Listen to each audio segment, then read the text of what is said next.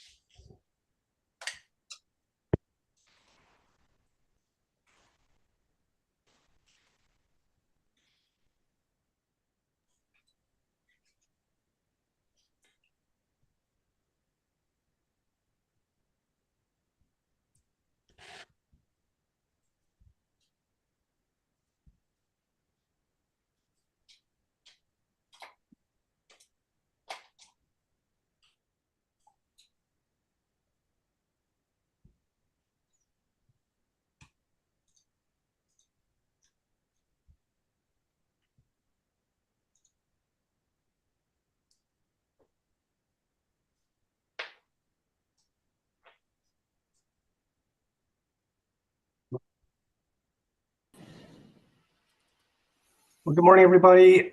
Just this is Mike Newmark, Administrative Law Judge for the PSC. Just I got one person to check in here because they're calling us, so we don't have a screen name. I just want to get their identity before we begin. So for the person whose phone number ends in 510, I'm going to ask you to unmute, and you'll need to press *6 to unmute your mic. Oh. Yes, Hi, Steve. this is Mary Kath. Yes, I'm sorry. Can you repeat that? My name is Mary Catherine Anglum. Okay, and are you connected with a party in the case? No, I'm an attorney in Chippewa Falls who lives on Route 1. Okay, so have you requested to intervene? I have not. Okay. Do you intend to intervene as a party? That deadline is passed. I do not. You do not intend to intervene? No. Okay, so what I was directing people to do, they're not a party. They can observe the hearing in on our YouTube channel. Is that not possible for you to do that? At the moment, I don't have access to that Okay. information, and I'm not in a location where I can get on a computer. Okay, that's fine. So yeah, just you can observe by phone. That's fine. That's the alternative if you can't use the internet. So yeah, just please stay on the line. No worries there. Appreciate you joining us. And Thank you. I'll mute you, but continue to stay on. Thank you. All right.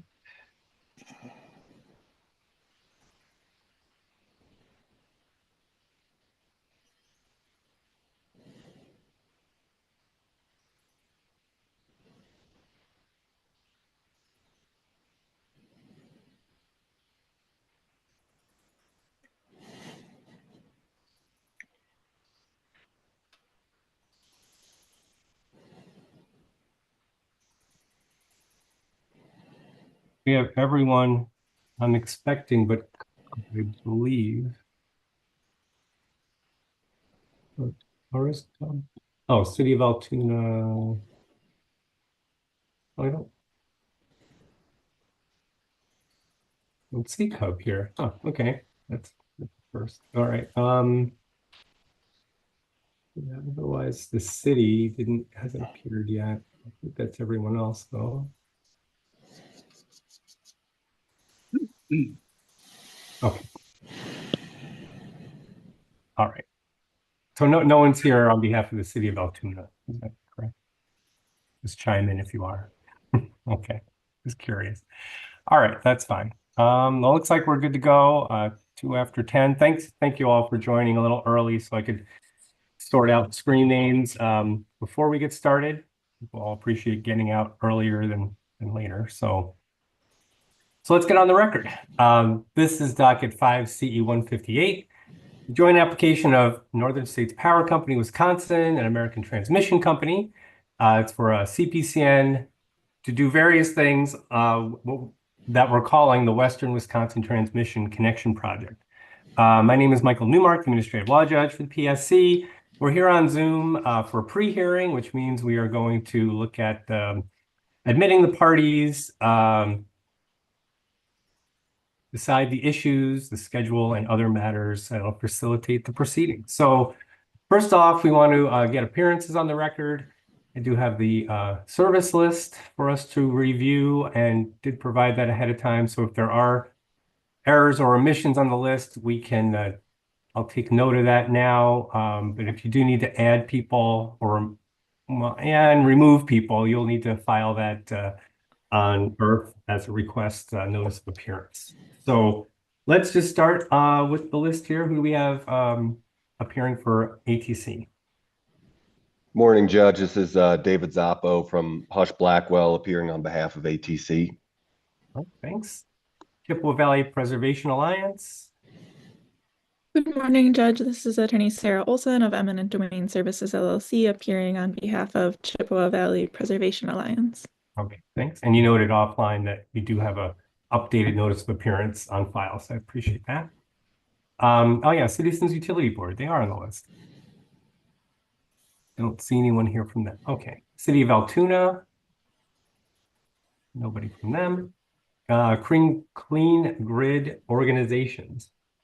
Good morning, Judge. This is Elizabeth Wheeler, appearing on behalf of the Clean Energy Organizations as how we identified ourselves in our petition to intervene and then somehow became the Clean Grid Organizations and also identified as CEO on this pre-hearing memo. So I don't know if we want to clean that up and just clarify which name we want to give ourselves. I don't think we care what either way, but just so that it's uniform, I think. Yeah, okay, I'll make the change that to reflect what you filed. Probably just was making it up as I was going along here. So so Clean Grid Organization should be Clean Energy CEO. Is that right? Yep, thank you. All right, and I brought my notepad, so I have that. All our other information is correct. Okay, great, thanks. Clean Wisconsin. Good morning, Your Honor. This is Katie Nicola on behalf of Clean Wisconsin. Thanks, Dairyland Power. Good morning, Your Honor. Rob Malley with Dairyland Power. Okay. And good morning, Your Honor. This is Suyan Su, also with Dairyland Power. I note that there's no street address for that PO box. I can provide that right now if that would be helpful. Yeah, that's what I was asking for you guys to do today. So go ahead. Sure. It would be 3200 East Avenue South. And the PO box is correct, 817. And that's in La Crosse, Wisconsin, area code 54602. Great, perfect. So and I also have to add Richard Heinemann's name to on the list. I don't know how that got omitted as well, but I'll do that. No, Judge. Well, I'm actually representing MISO in this. Oh, MISO, right. Okay. Well, either way, got to put your name up there. Yeah, you're right. Oh, so anything else for Dairyland? That's it. Thank you very much. Okay, great. All right, now we'll get to MISO. Who's representing MISO? Your Honor, on behalf of MISO, Jeffrey Small, I'm located in Carmel, Indiana, and I also put in an appearance for Max Meyer, who's located in Eagan, Minnesota. Okay. And then we have local counsel. Yeah, Richard Heineman from Boardman Clark, local counsel for MISO in this proceeding. All right, great. NSP? Good morning. Thank you, Your Honor. Haley Waller-Pitts with Frederickson and Byron on behalf of NSPW. Public Service Commission? Pia Rogers for the Public Service Commission. Thanks. Renew Wisconsin? Good morning, Your Honor. This is Sharif Halawish, and I'm sorry. hearing. I'm sorry. I can't hear you. Good morning. My name is Sharif Halawish, and I'm representing Renew Wisconsin. Thank you. And Wisconsin Industrial Energy Group. Yes. Good morning. Steve Heinzen for the Wisconsin Industrial Energy Group. All right, great. Thanks. All right, so let's turn now to other work here. So there were no objections or comments about the interventions. I don't think I had issued a order on those requests, but seeing there are no objections and everyone's has some relation to the project in some way, or is a landowner, represents landowners along the line, I'll admit to everyone on the list as parties. And when you get the pre-hearing conference memo after this meeting, you'll see some updates, hopefully, to the great organization here that's listed incorrectly. Otherwise, I think we're good to go with the list of parties. Okay. So the proposed issue, sort of our standard issue for CPCN cases. I don't think I reviewed what occurred at the meet and confer was provided to me by commission staff. So I didn't think there were any objections or modifications we needed to discuss. But if there are, if anyone wants to chime in, that's time to do that now. No? Okay, so we'll stick with the issues list that's in the notice pre-hearing conference. In terms of the schedule, I think the only proposed change was with the briefs. So I'm just going to ask Attorney Rogers to chime in on that if you can confirm the rest of the schedule has been agreed to. That's correct. Okay. So in terms of the briefs, I think we saw there's an email that I got. Proposed initial brief would be moved to September 2nd, and then the reply brief would be September 11th. So I don't really have a problem with changing the brief deadlines. Staff was amiable to that. So did anyone have something to add to the changing the briefs? No? Okay, so we'll make that adjustment. You'll see that in the pre-hearing conference memo as well. Okay, so that was easy. So I was just curious. I did see that there's one group of landowners, the Chippewa Valley Preservation Alliance.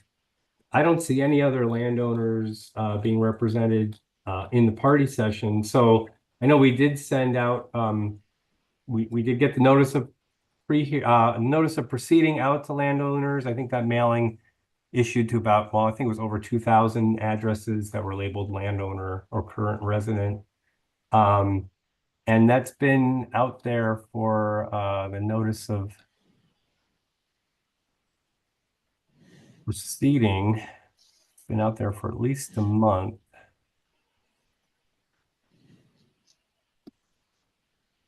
Checking Earth here. That went out in January 7th. So the deadline for that was deadline to intervene was in mid-January.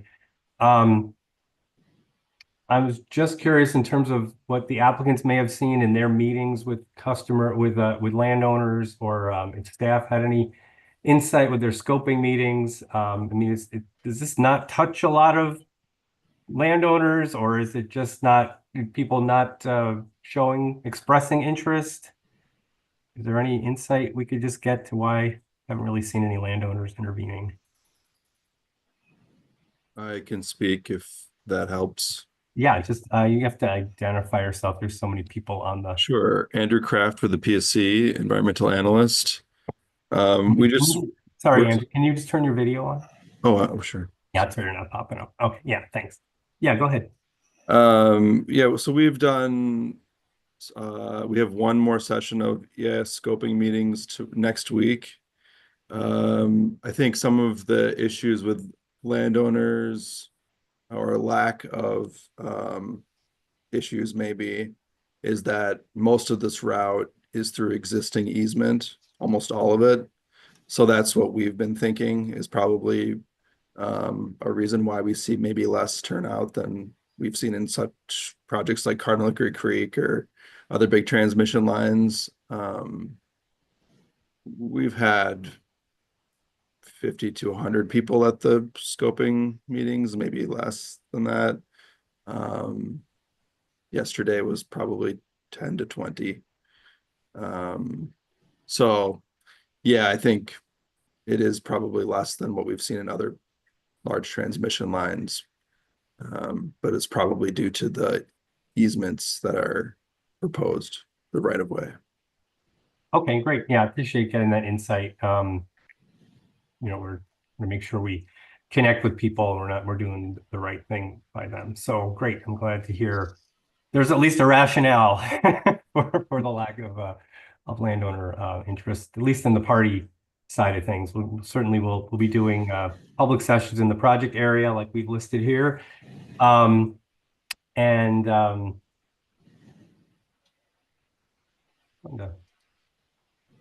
go off the record for a second. I'm gonna double check that hearing date. We've had extraordinary amount of hearing dates being proposed. I just want to make sure I got that on my calendar.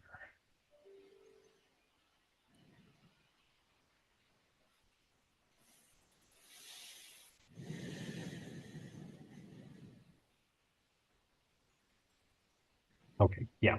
Yeah, so we can go on the record. Yeah, so the August 5th hearing dates scheduled blocked on my calendar. And I did reserve the 6th and 7th for spillover days. So plan for that. In our typical practice, we're going to be going through the party order will be as it's listed in the offered evidence list, which will start with applicants first, and then alphabetically by party, by intervener, and then commission staff last. Parties can call their witnesses in any order they want to, but the order of parties is set in the offered evidence list based on that design. So if you are having a scheduling issue, we'll want attorneys and witnesses to be in Madison to the most extent possible. If there's some sort of reason why a witness has to appear on Zoom, it's also, we will be conducting the hearing over Zoom, but we'll need just to get a heads up on who's appearing or who needs to appear by Zoom. So if that can be done sooner rather than later, and we have that email that goes out 24 hours before the hearing. But if you're planning on, if there's a reason why you need to use Zoom for your witness and you have that in your plans, then please let us know as soon as you do that's the case. Otherwise, I think the case with this many parties and this big of a project, I think it's useful to have this in the hearing room to come together in person that way. But so we do have a few days. So if you are thinking, what day may your witness appear? Well, kind of look at the list and sort of, if you look at the list of witnesses, how much is going on in the case, you may be able to judge by that. But it's not a science, not an exact science. So just give you an idea about when the witness may be called. Sure, from the bottom of the list, I'm sure you'll be in the later time frame. So we'll see. Other things are, so I just want to ask if anyone else had to add any opinion about public response to the case, if the applicants had any opinion on that, or any of the interveners who might be in the field more than me, gauging landowner response to the project. Nothing. Okay. All right. So, Your Honor, Jeff Small from MISO. I just add if somebody's going to appear by Zoom, it'll be important not only to find out about that, but also to know where they're located in case we need to present the Zoom witness with exhibits or matters for them to review. So right. Yeah, you're right. So there is a built-in process. So we'll consider this hearing to be conducted on Zoom as a default. There is the Zoom audiovisual hearing supplement to the FMO, which does order that documents that are going to be used at the hearing be shared. And I'm going to get this wrong if I don't look at it, so I apologize, but they need to be shared in advance. So I can get you the actual language here.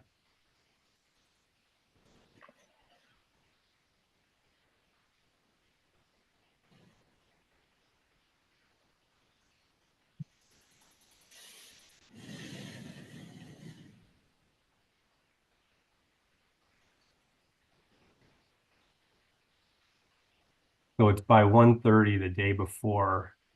That should be emailed to the service list. If this way I have a copy, everyone has a copy ahead of time. And this is an email where you're supposed to email me. If you go further up into the FMO, I shouldn't be getting party to party or other emails from you guys unless I'm asking for a response, or unless it's specified that I should get an email from you.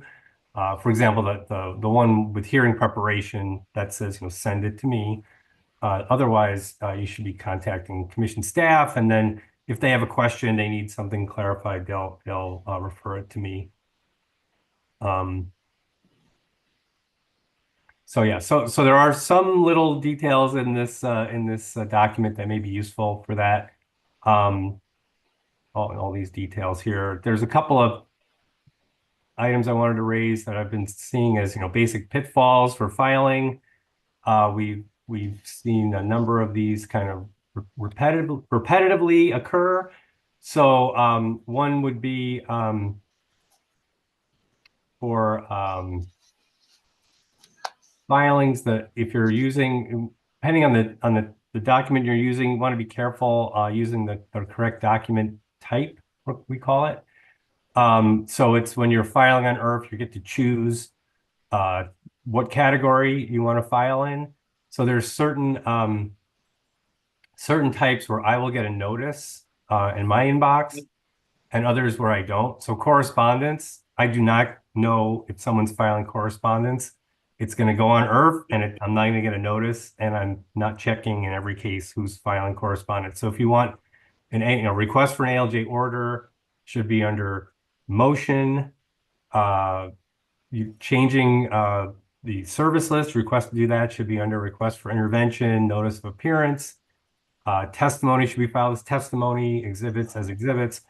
I'll get a notice that that's coming in. So I just want to make sure, if you file something in correspondence, you don't hear back, it's because I don't know you filed it.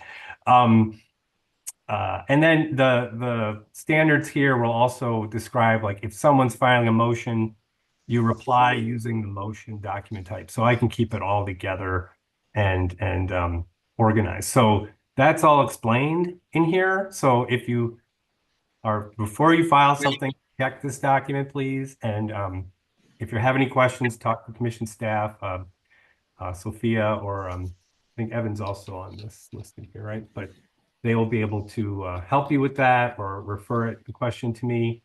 But that's important because if I miss it, I won't be able to respond, and I'm only going to respond if it's officially filed. So, sure if there's any other communications and Judge, what's that? it's Richard Heineman. Can we go back to the question that we were discussing a little bit earlier about witness appearance in person? Just so I'm sure I understand. You're intending to conduct the hearing in person here in Madison, right? Yeah. And that interveners should have that in mind with respect to planning and scheduling, so that if they have a witness, which obviously MISO will have a witness, they should be prepared to have that witness appear from a scheduling standpoint in Madison on the day that the hearing takes place. Did I get that correct? Yes. And if it turns out that witness is, as we get closer to the actual hearing, is not going to be cross-examined, will the ability still exist for that witness to essentially have their testimony sworn in via affidavit, or would you still require that witness to appear in person? Okay, so in terms of filing by affidavit, that's something we don't know until the hearing occurs. So there may be a bit of a misunderstanding about that process. It's I'm not excusing someone to appear at the hearing until the hearing begins and we know for sure that there's no cross-examination. So it's not something you can really plan ahead for. And one of the reasons, the most prominent reason for that is if a commissioner has questions of a witness, I won't know that until probably the day of the hearing, the first day of the hearing. I mean, I guess if MISO's witness, we'll just have to we'll have to accommodate the commissioners, I'm sure. But it's so I'll excuse them when we get to the hearing and then go through the list and see if there's anyone that we can officially excuse. So don't count on the fact that no one has crossed that you know of in order to believe that you can just file the affidavit. So I just want to make sure everyone understands that part of the process. But yeah, I mean, I think to make it easier for everyone, what we need to acknowledge, it should be what I would say is bottom line, attorneys should be present in the room in the hearing room for all parties. Witnesses, we can provide some flexibility. Before we had Zoom, we just all showed up and we just did it. You were just there to witness the hearing. If you wanted to hear what people were testifying to before you took the stand, that was always useful. But I guess there's a possibility that you could appear on Zoom. I don't really have a problem with witnesses appearing by Zoom if they can't be at the hearing room. I guess it's just what I would just say is give people notice of your plan ahead of time as soon as you can, and then we can the notice would basically be, well, if there's objections, then people can raise them, give them an opportunity to raise the objection. So I can make it easier if we would say, if everyone just wants to file a request for their witnesses to appear by Zoom, you can file it as a request for ALJ, an ALJ order. And the process then is that there's 3 days to respond. If we don't get a response, I can accept the request automatically. If there's some objection, we'll have to adjudicate the objection.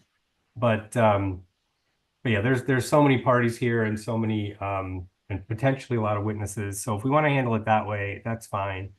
But we should have attorneys in the room just so we don't have confusion across the wires with what we're doing. And file your request to take your witnesses by Zoom. Why don't we do that by the deadline for direct? So let's see. Why don't we do it by the deadline of rebuttal? So it just captures everybody. Um,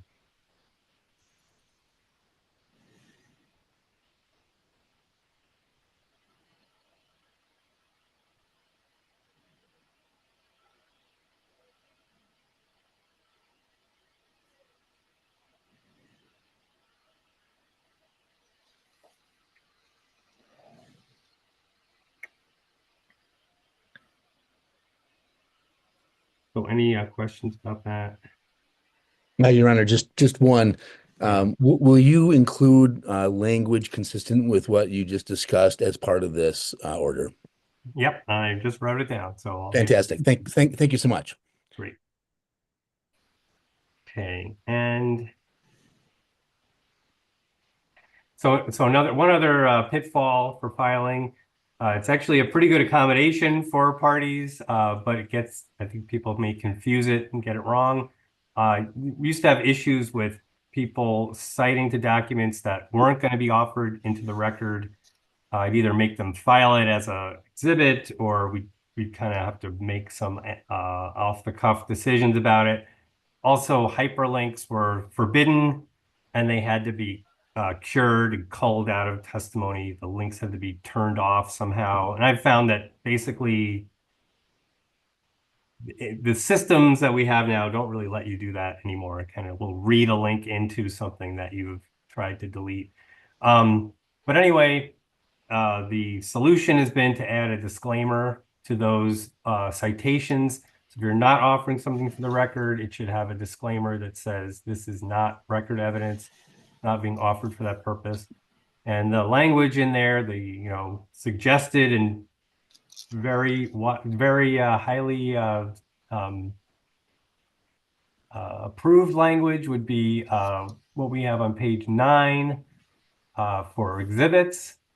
So if you have, say, a MISO document with lots of hyperlinks in the bibliography or the footnotes, on your cover page, you add that disclaimer. So you're just telling everyone none of those links are going into the record. And really shouldn't be clicking those in terms of reading the record evidence. It's a good reminder for everyone, especially the commissioners. We don't want them clicking into cyberspace instead of reading the record. So, Your Honor, that was purely hypothetical. You didn't mean to point out Sorry, who's MISO. speaking? This is Jeff Small on behalf I'm of sorry. MISO. I just noticed that Your Honor, you picked on my client.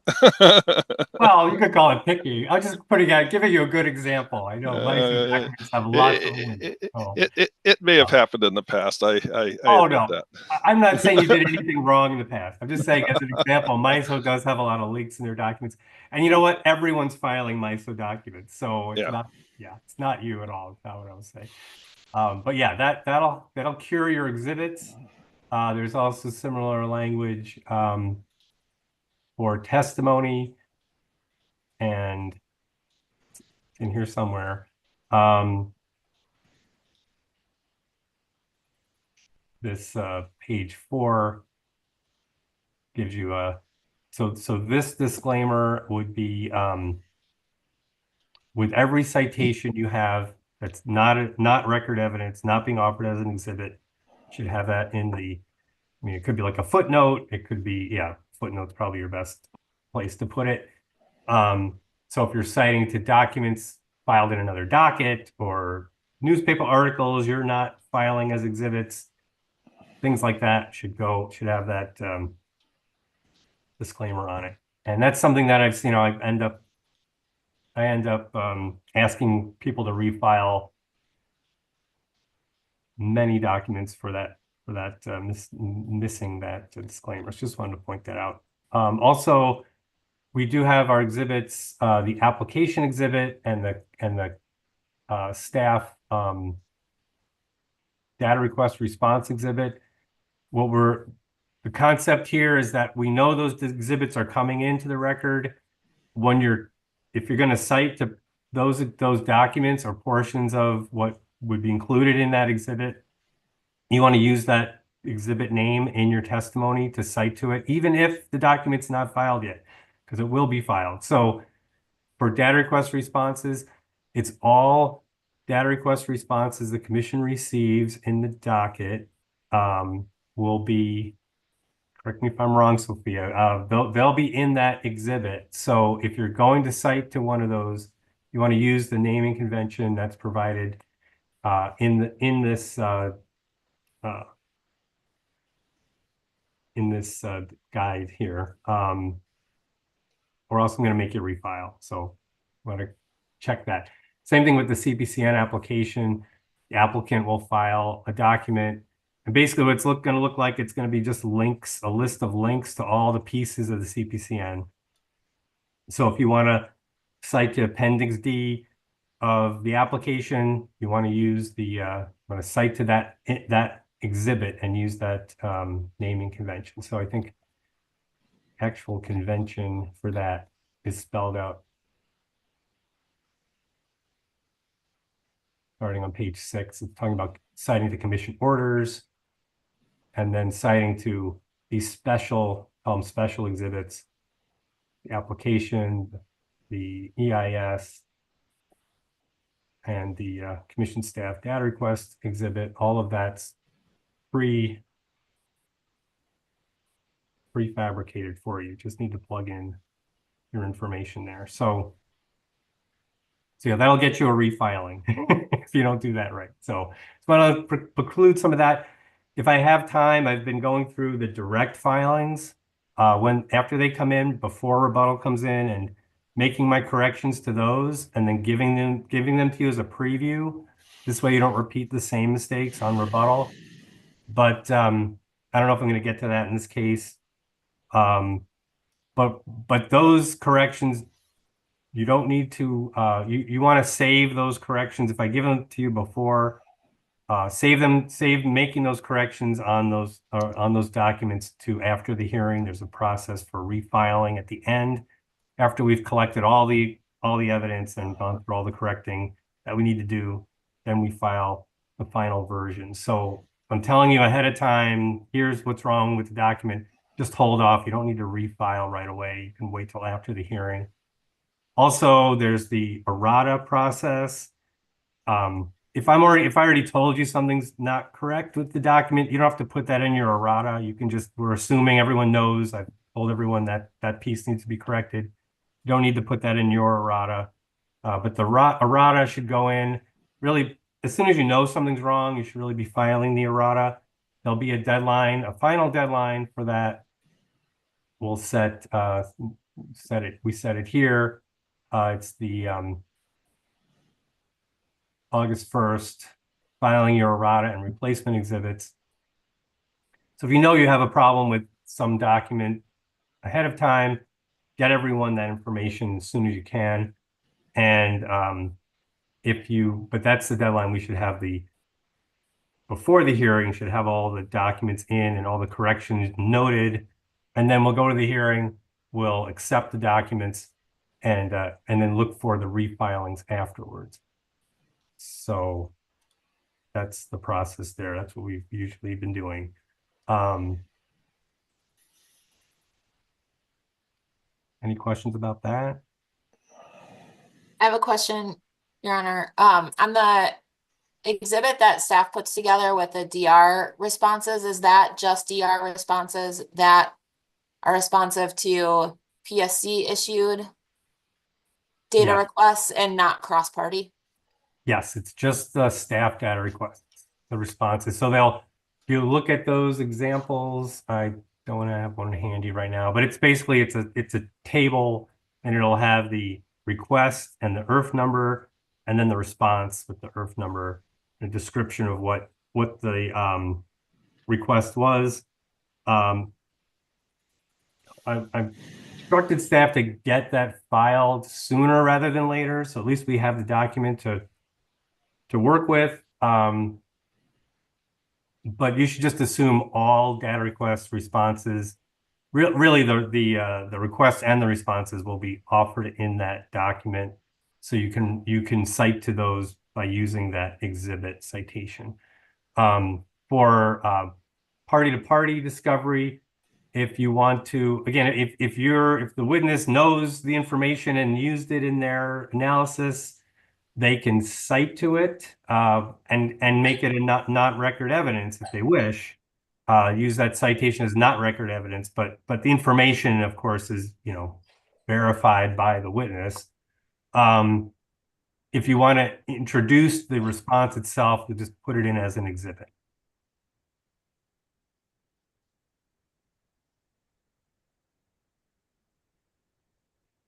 Any other questions about exhibits or citations or filing?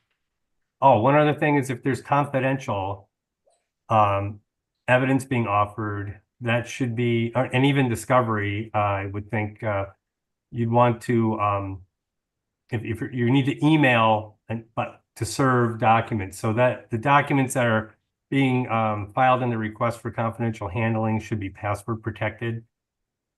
So when you're emailing those documents back and forth, come up with a password. Usually what we've done is had the applicants, if you want to make a password, that's fine. Usually I make it and tell them, but if you want to make up a password, and then you just release that password to the people who've signed non-disclosure agreements. And then you can email these documents to the service list, but only the people with passwords will be able to access the information. So that's in the FMO as well. But I've seen that it has not been followed in the past. So I just want to highlight that. Email is not secure. So if you want to claim confidentiality for these documents, you just want to make sure you protect it end to end. I think that's all I have.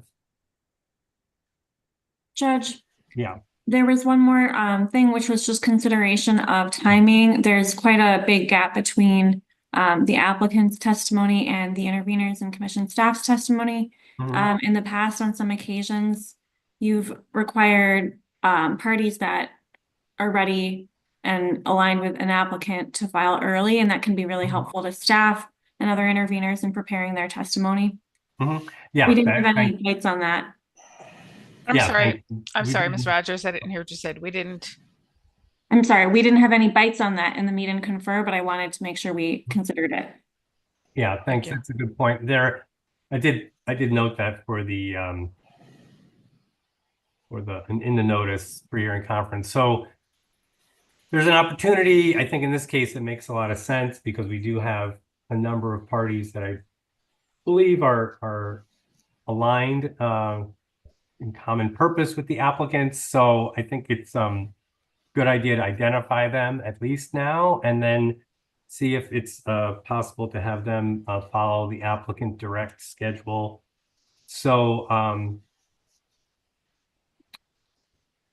so let's see. I think we can just go down the list. I believe. So what I guess what I'm asking is, is the intervener generally aligned with the applicants in supporting the application? There may be some nuances or some minor problems that the party may have with the project, but if your testimony is going to be in support of the project, generally speaking, then I would propose that we want to know that now, and then we'll see. I think it's useful to have those parties file along with the applicants for direct. So I'll just go down the list. I think I know some of the answers, but let's just hear from Chippewa Valley. Does that describe your position in the project? No, Chippewa Valley Preservations would not be generally aligned with the applicant. Okay, and we don't have Cub available here. How about we don't have the city. How about clean energy organizations? Any opinion there? So I would describe our position as generally aligned with the applicants. However, if it is possible for us to file our direct testimony after the applicants, that would be extremely advantageous for us because we plan to use the applicant's testimony as a basis for our case. So I wouldn't be opposed to something in between April 25th and June 24th as a target or deadline for our testimony, but filing on the same date as the applicants would make it very difficult for us. Okay. Any idea what date would be useful for you? I would maybe split the difference and put it in the middle or end of May. I haven't checked with my witness if he'd be available to do it by then, but I would anticipate that would be no problem.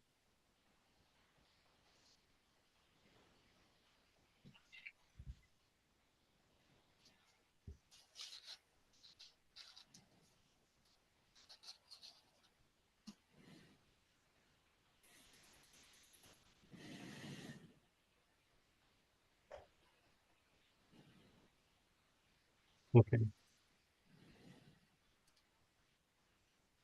All right, we'll hold that and we'll just go down the list here and continue with Clean Wisconsin. Yes, Your Honor, Clean Wisconsin's in a very similar position to Clean Grid organizations, so we would concur with that proposal to move the testimony. It would be very helpful to have it not simultaneous with applicant, but somewhere a little bit further out. Okay, how about Dairyland? Dairyland is generally aligned with the applicant on the application. We're also not anticipating filing direct testimony. Okay. MISO? MISO will be supporting the issuance of a certificate in this case. I'm not entirely in agreement with this discussion. I, of course, MISO would, of course, would like to see the staff testimony filed so that we can look at it. I'm not sure I understand the concept of, only certain interveners are going to be asked to file their testimony earlier. I can respond to that, Judge. Well, yeah, go ahead. So the thinking is just that MISO has had these projects under its review and approval for quite a long time, and in the event that you had testimony ready to file earlier, we'd love to see it. If that's not possible, or you are planning to respond directly to something beyond what's in the application already, then we completely respect that. Any response, Attorney Small? Well, that response seemed focused on MISO alone. There are a number of, as you've noticed, there are a number of parties that are supporting the, or generally aligned with the applicant's position. So, I want to be cautious about being singled out here. Okay, well, you asked the question, so I think staff just gave a fair response to your statement. But let's put a pin in that one, and we'll move on. I guess applicants, we know when they're filing, Renew. Any opinion on the timing of filing? Your alignment, I guess, first with the case, and then filing timeline. Yes, Your Honor. We are also generally aligned, and we would like the opportunity to see the applicant's testimony before we file. So we're okay with the timing that's suggested by other parties. Okay. And Wisconsin Industrial Energy Group? Sure, thank you. WEG has not staked a position yet, and certainly the direct testimony is going to be very important for it to do so. So, even if it were to at some point down the line align with the transmission, it would only have the information to do so after we saw direct testimony. Okay, all right, that's fair. So, yeah, so I think it's important to have the discussion here. Like I mentioned at the pre-hearing notice, this would be a topic of discussion. So there's the asterisk next to the applicant's direct. And then below the schedule, it does say we will discuss whether interveners should file direct testimony at the same time as the applicant. So to the extent that people are surprised by my question, I'm trying to find that surprising myself. But I've asked this question in many cases now, and I've gotten kind of the same response. Whereas in the past, parties have been amenable to making that adjustment and aligning parties based on their position. I don't see anything wrong with that, but I am listening, so I do want to make sure this is appropriate for the case. So, in terms of, I do want to address an issue that Attorney Small raised, and I just want, because it's a clarification to the process, I think it's important, regardless of what we do with the schedule. But so if you see that we do have these rounds of testimony, and what's intended by that, and it's described in the facilitating matters order, that testimony is, the opportunity to present your case, but in direct, that is your opportunity to speak, to create your case in chief, to present your original evidence in support or against the project. And where you'd be introducing direct evidence that's not necessarily responsive to anything else. So if you're proposing something new, if you're providing information that is not yet, is novel or is a first impression, should be indirect. Then there's an opportunity for parties to rebut. So people need to understand that in terms of saying, I need to see someone else's testimony before I respond. Well, you basically have lost your opportunity to present your own case, regardless of what the prior person has stated. So as long as you're indirect, you can create your own case about the project. But if you're waiting for rebuttal, your testimony can only be in response to what's already been filed in direct. So I want to make sure everyone's clear on that. It's been our standard for, I don't know, decades now. It's in the FMO for you to refer to, but you're not going to be able to present new issues on rebuttal. You have to do that on direct. So even if you're waiting for staff to speak, then you can't say there's something, there's something else. You want to put that indirect. So I guess the issue here is that we have so much time in between applicant direct and intervener commission staff direct. I'm not going to adjust the entire schedule, but I think what staff's raised is important because we don't want to save the bulk of the case to the, and put in what should be indirect later on in rebuttal. So,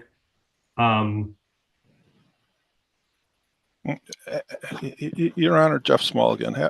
It seems like this applies to the staff request, which is why, if they're just going to do direct testimony, why do they need to see the other pieces of testimony? Because that would be rebuttal, wouldn't it? Well, I was going to get to that. So that's true, except that if you're just going to be presenting the support for the applicant, then it makes sense to just put you with the applicants. If you do need to if your testimony will be in response to the applicants, I think it's fine. You can just set it for the June 24th time frame. I don't see a problem with that. But in terms of MISO's testimony, and I am going to single you out now, that seemed pretty standardized, and I'm not so sure. I mean, are we sure that this isn't just something what we've seen in prior cases? I think that's valid to get that in earlier, and if that's not a problem, I think we should have MISO file earlier.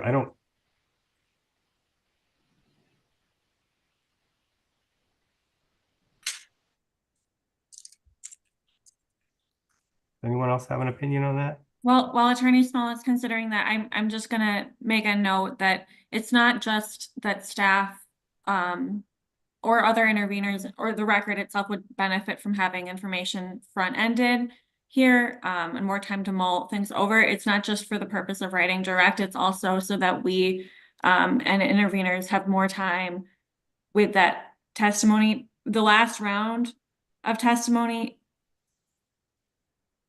is July 30th. And so May to July is a longer window itself. So it's not that we plan, to forego rebuttal or, look through every single thing in direct before hours, but it does just ease up an otherwise very busy season. This is not the only LRTP project before the commission. It's not the only construction project before the commission. So we're just looking for opportunities to make things flow a little bit easier.